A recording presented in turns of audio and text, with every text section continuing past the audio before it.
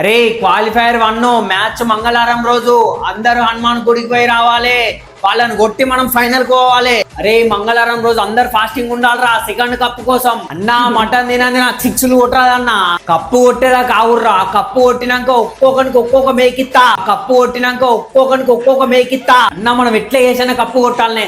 మొన్ననే అల్లు అర్జున్ బాయ్ని కలిసిన కప్పు కొడితే రాకా సినిమాలో ఒక క్యారెక్టర్ ఇస్తా అన్నాడు. మొన్ననే అల్లు అర్జున్ బాయ్ని కలిసిన కప్పు కొడితే రాకా సినిమాలో ఒక క్యారెక్టర్ ఇస్తా అన్నాడు. సరేరా మీ అందరికి కొన్ని పాయింట్స్ చెప్తా వినుర్రి. ఆ జీటీ బౌలింగ్ గుద్దాలు తప్పున్నది. మనం 6 ఓవర్లకు 100 కొట్టాలి.